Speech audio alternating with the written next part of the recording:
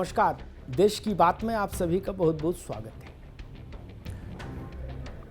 हिंदी धारावाहिक जो है टीवी सीरियल जिनको हम लोग बोलते हैं, उनकी दुनिया का एक बहुत प्रसिद्ध डायलॉग है, कुछ तो गड़बड़ है दया। आपने भी सुना होगा। ये डायलॉग मुझे क्यों याद आया आज? मुझे लगता है ये डायलॉग कांग्रेस और राहुल गांधी के परिप्रेक्ष्य में बिल्कुल फिट बैठता है। कहीं कुछ गड़बड़ है, या तो राहुल जी के साथ गड़बड़ है इसलिए कांग्रेस गड़बड़ है, या कांग्रेस में गड़बड़ है इसलिए राहुल जी का करियर गड़बड़ है। राहुल गांधी की लोकसभा की सदस्यता चली गई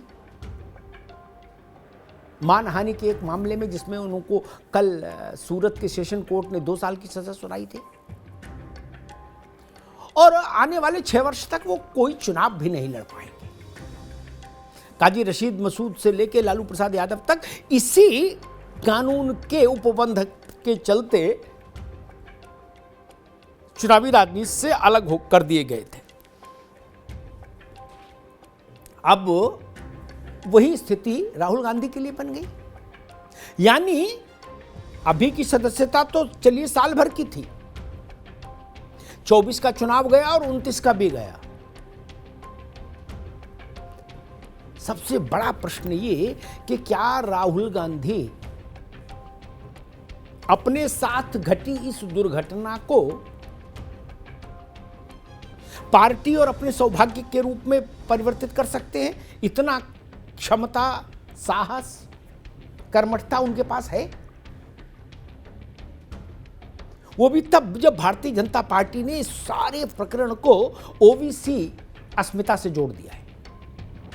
भाजपा में उसके राष्ट्रीय अध्यक्ष से लेकर जगत प्रकाश नड्डा से लेकर केंद्रीय मंत्रियों से लेकर राज्यों तक के सारे ओबीसी संवर्ग के नेता एक ही बात बोल रहे हैं कि कांग्रेस ओबीसी विरोधी, राहुल गांधी ओबीसी विरोधी, पिछड़ा विरोधी। कैसे निपटिएगा इससे? भाजपा गली गली, शहर शहर, गांव गांव, खेत खेत, मेड़ मेड़ ये सवाल पैदा करेगी कि कांग्रेस ओबीसी विरोधी है।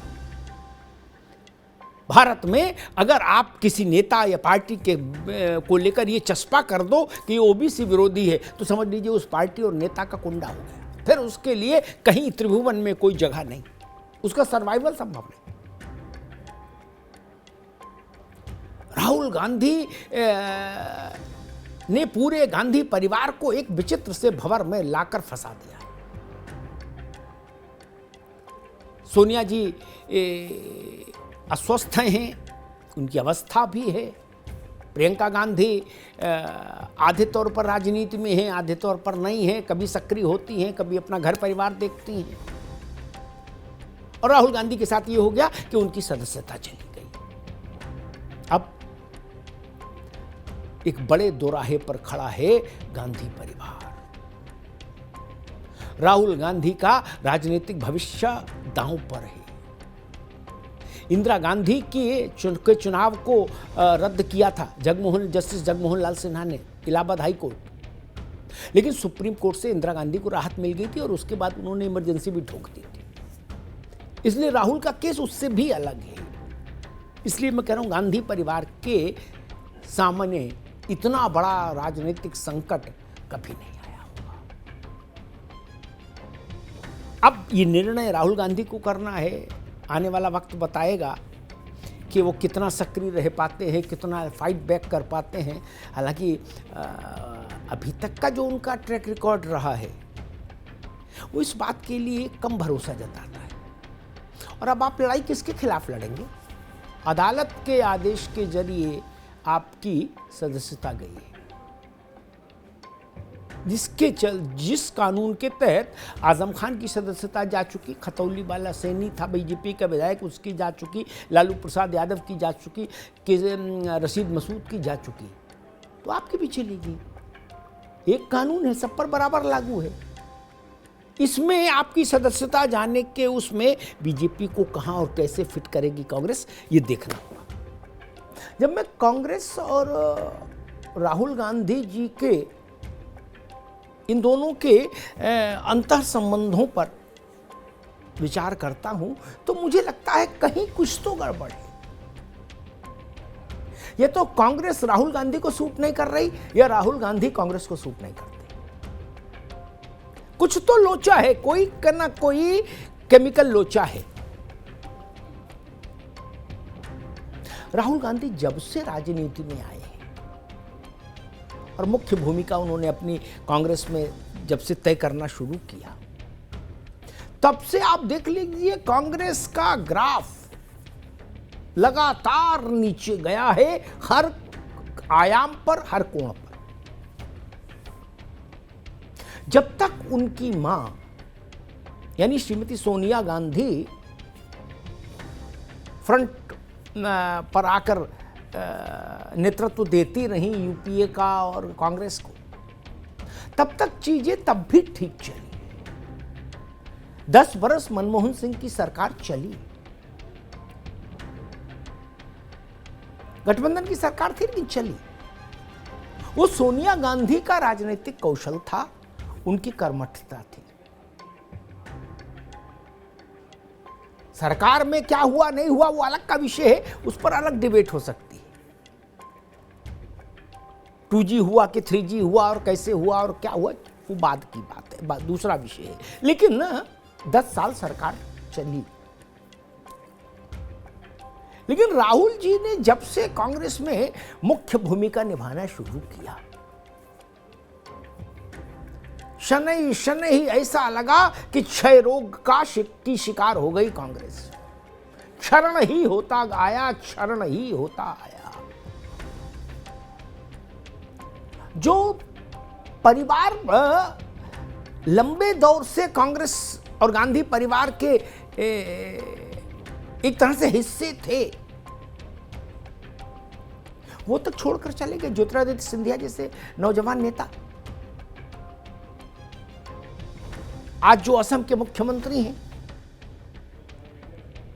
वो उनको देख, वो ऐसे तमाम एक फेरिस्ट है जो लोग छोड़कर चले गए।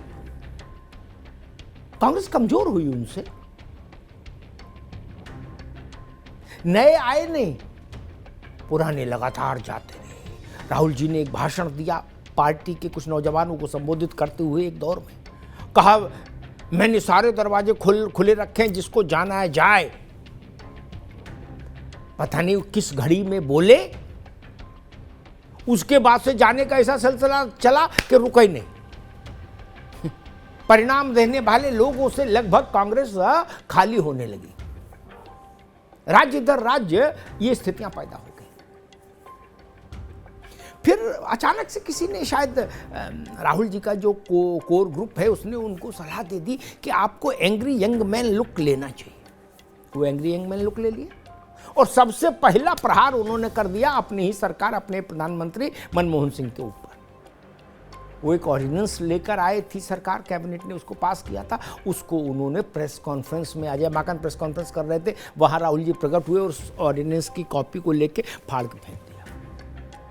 लेकिन उसका उन्होंने, उनके जो PR एजेंसी जैसी सेवाएं देने वाले लोग थे, उन लोगों ने एक ऐसा वो चित्र खींचने की कोशिश की कि राहुल जी का तेवर देखिए, कलेवर देखिए, धार देखिए, अपने प्रधानमंत्री को भी नहीं बख्शा।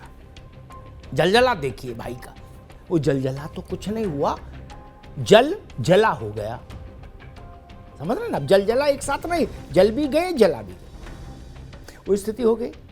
मनमोहन सिंह भले आदमी थे, वो खैर क्या बोलते, लेकिन उनको अपमान का घूंट पीना पड़ा कि केंद्रीय मंत्रिमंडल ने जिस प्रस्ताव को पास किया, स्वीकार किया, उसको राहुल गांधी ने सरे बाजार फाड़कर फेंक दिया।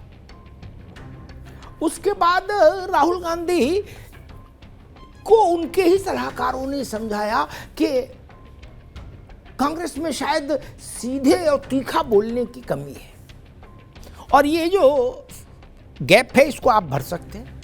राहुल जी को बात समझ आ गई। उन्होंने कहा कि ठीक है, मुझे कुछ बताओ क्या कैसे कर सकते हैं।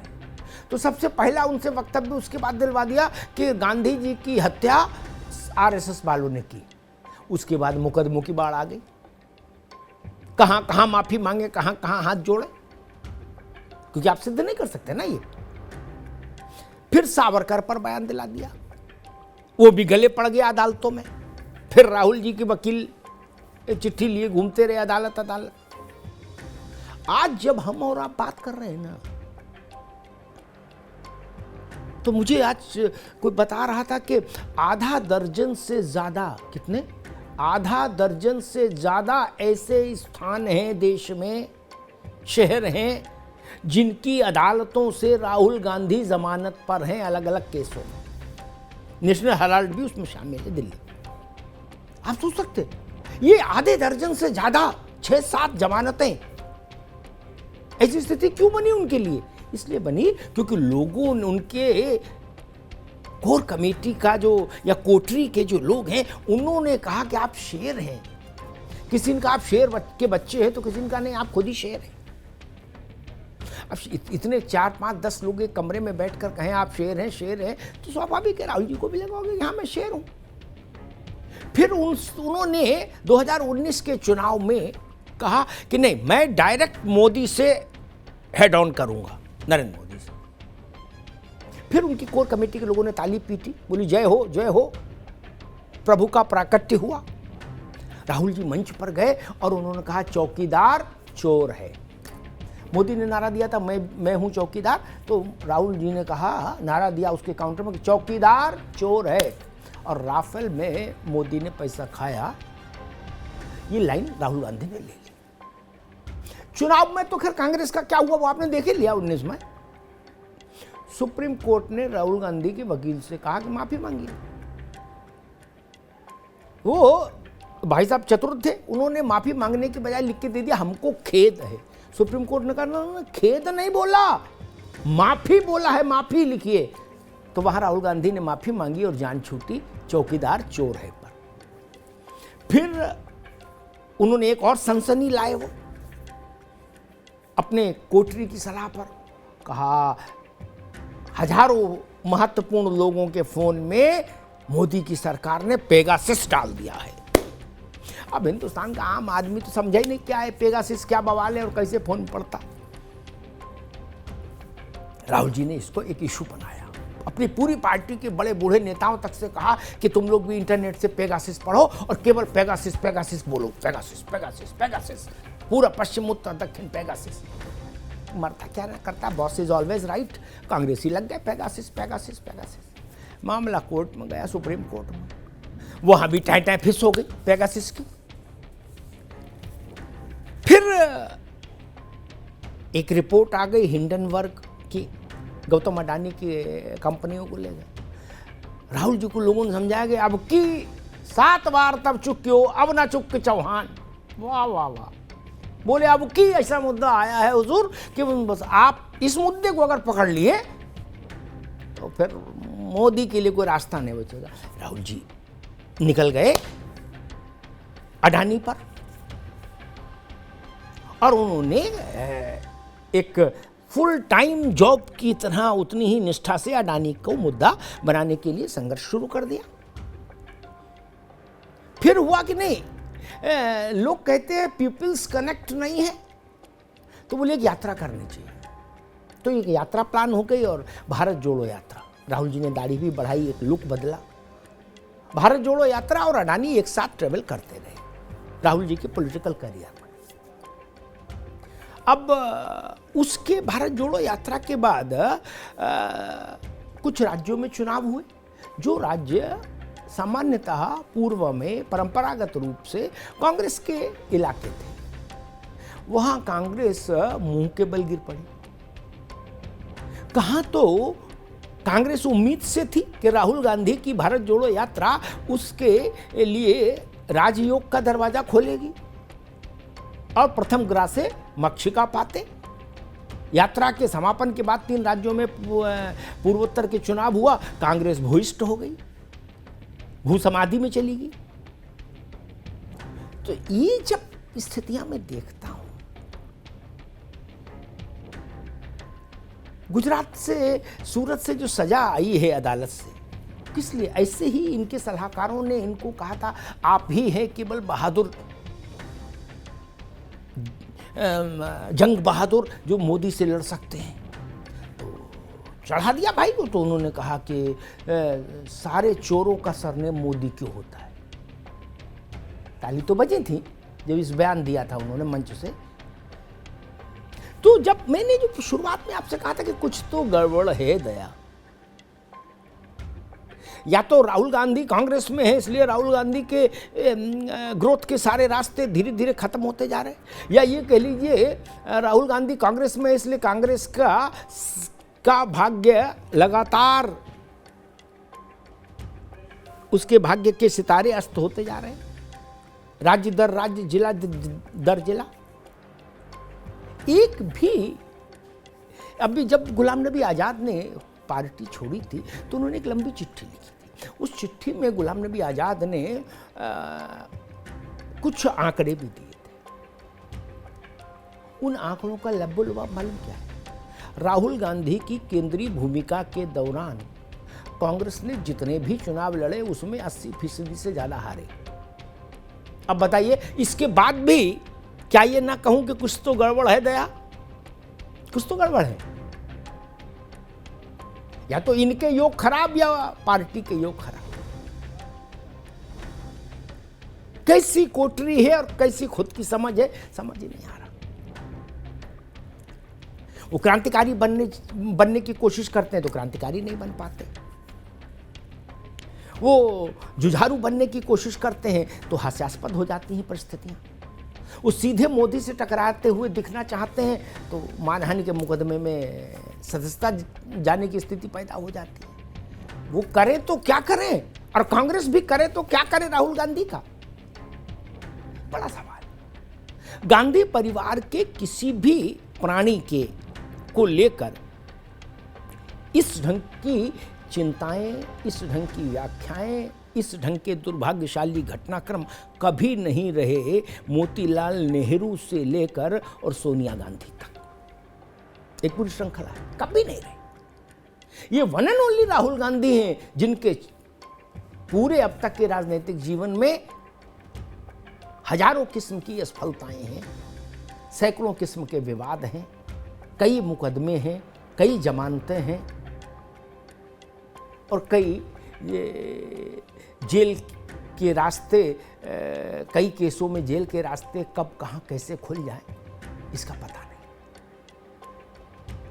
और वो भी आप सोचिए, जवाहरलाल जी की बात तो बहुत पुरानी हो गई, लेकिन जिन लोगों ने इंदिरा गांधी को भी देखा है वो लोग भी जानते होंगे कि कहाँ इंदिरा जी की पीढ़ी का ये व्यक्ति किस स्थिति को, किस गति को प्राप्त हो गया। मुझे लगता है कि कांग्रेस और राहुल गांधी दोनों को एक दूसरे के बारे में भी आत्मचिंतन करना चाहिए। अब क्या कांग्रेस राहुल गांधी के लिए संकट पैदा कर रही है या राहुल गांधी कांग्रेस के लिए संकट पैदा कर रहे हैं? धन्यवाद।